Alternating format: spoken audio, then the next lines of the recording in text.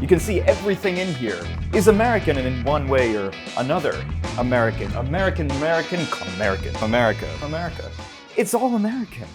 Welcome back to another video at Tokyo Portfolio. Today we're in the heart of Nakameguro, my favorite area in all of Tokyo, and I'm gonna show you probably one of the coolest places ever. And it's not my house, it's actually a friend of mine's house, and let me call him and see if he's here. Ken-chan, 今ね、ちょっと買ってもらっていい?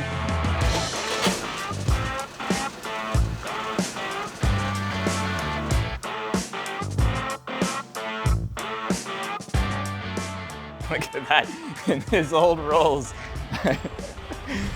Look at this thing. Oh my god. すげえ車で来たよね、今日。ね。ありがとう。Okay, this is an old 1958 Rolls-Royce that it's the only Rolls-Royce van in the entire world. He didn't make it like this, it was actually like this from the factory, but let's go and take a look at this house.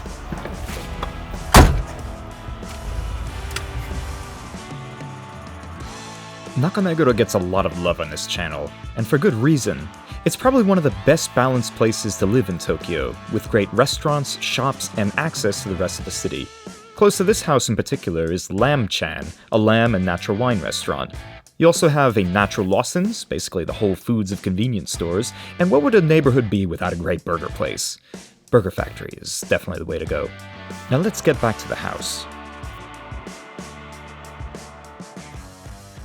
So in a country of new everything, everybody wants the newest houses, there's some places like this 130 square meter, about 1,400 square foot house, which you cannot rebuild. And that's because of these roads right here. If the road is less than 2 meters wide, which this one is, then you can't really rebuild on it. And then you get something like this, which, for all intents and purposes, may look brand new, but is actually from around the 1950s or 1960s. We're not actually sure. But let's go inside. And now we're inside, and just look at this place. You'll see these pastel colors all over the place, from this door right here in a nice Tiffany blue, and over here you have just purples and different shades of purple, and I love purple, and that's a very mid-century kind of thing to do, is to use all these pastel colors. And as I stand over this tulip table right in front of me, you can see that mid-century is definitely a theme of this place. And not any mid-century, American mid-century. There's good reason for that. The owner, Ken, also owns a mid-century reproduction furniture shop just down the street, and absolutely loves everything America. He did something that almost no one in Japan does, which I'll let him explain himself. それからもう築6、70年のポンコツ住宅で、もう傾いてるような家だったから、完全にもうコンセントからスイッチ、すべてに至るまでアメリカから取り寄せて、こうすると敷地内でアメリカを作っちゃおうみたいな。遊び心のある感じで。You can see everything in here is American and in one way or another. And not only the kitchen appliances and all that, but even the air conditioning. If you open this up right here, you'll see that this is a General Electric. General Electric doesn't actually make any ACs like this, but the owner of this place decided, let's make this a General Electric and put a little sticker on top of it.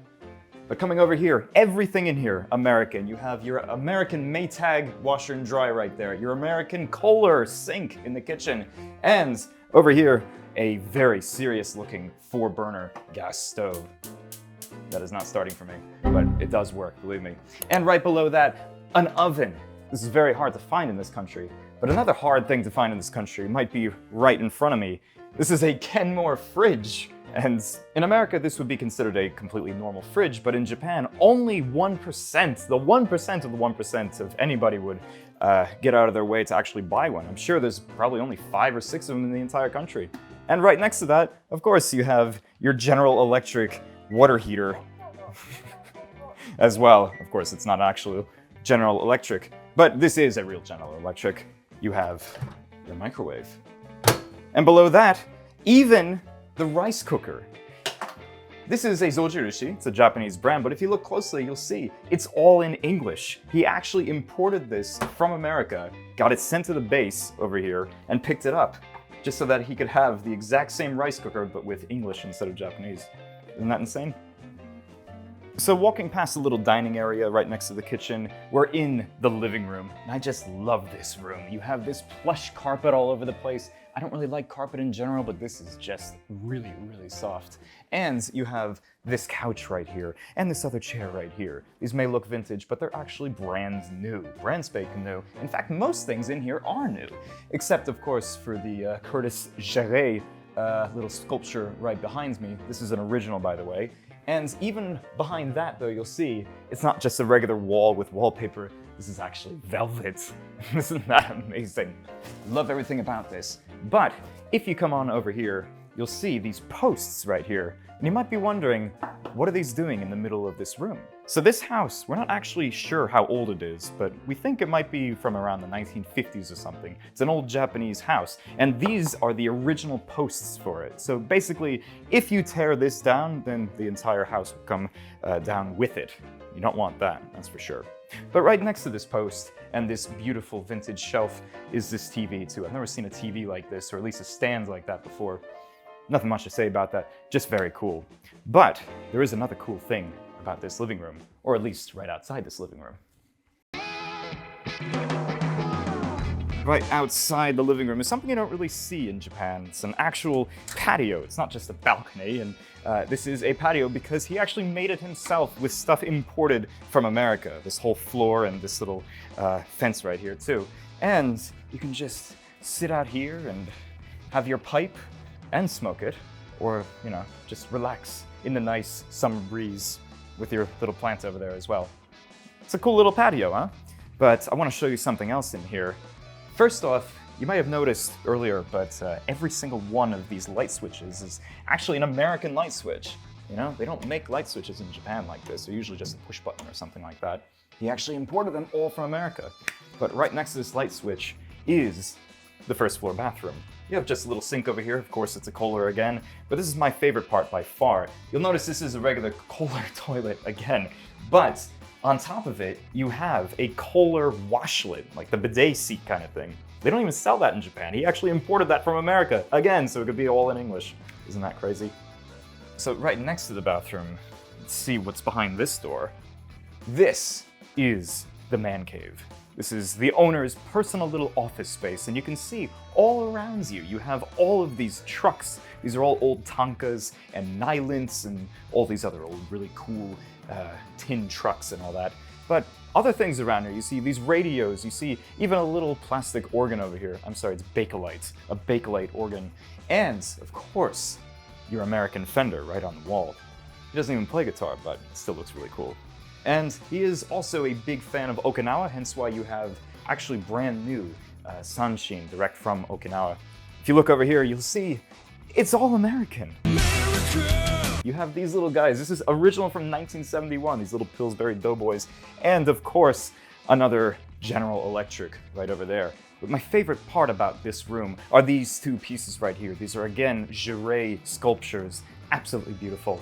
So this wall of radios behind me may look like just some old vintage radios from the 1950s or whatever, but he made sure to put a little Bluetooth module into every single one of these so you can control it with your phone. I love that. So before we go upstairs, I just wanted to show this chair right here. This is a Frank Lloyd Wright Midway chair. You just don't see these. They're from the 1920s originally, and this is a real one, and I just love how it looks. But let's go upstairs and see the rest of this place. So coming upstairs in this house, straight out of Palm Springs in LA, is the upstairs rooms, which is where all the bedrooms are, of course, and also the master bathroom.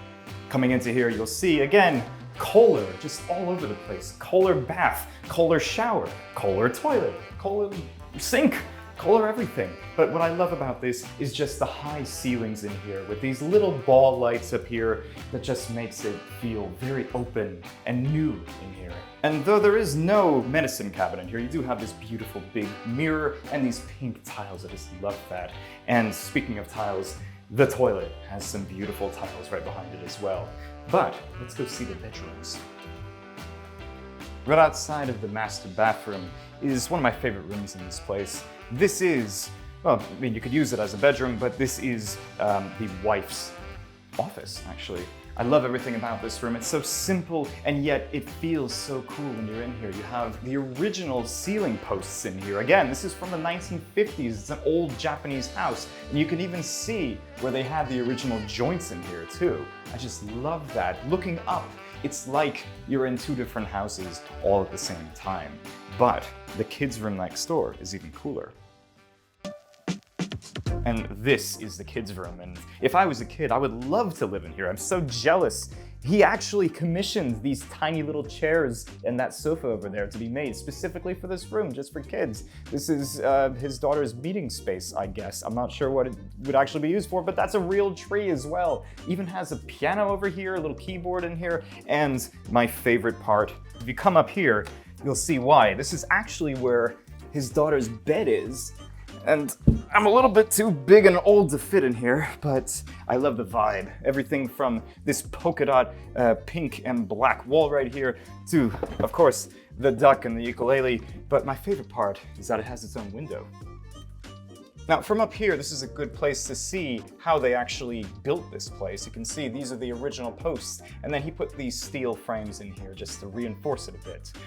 So right next to the daughter's room is the master bedroom. And before we get to the bedroom, I want to show you my favorite part, the duck. This is a duck lamp. That's all there is about it. I love duck lamps. And this is the bedroom. You can see it has this beautiful curved wall and ceiling kind of thing all melded together. This is all made of hardwood. It kind of reminds you of like a motorhome or something like that. Again, very 1950s vibe. And this bed, it's completely custom built specifically for this room. So this place isn't really for sale or anything. I just wanted to show you something cool. And this is a very cool house. If you want to learn more about anything else that we're actually selling, you can look in the link in the description below. You can also follow us on Facebook, Instagram, and of course, subscribe to us on YouTube. And until next time, thanks for watching.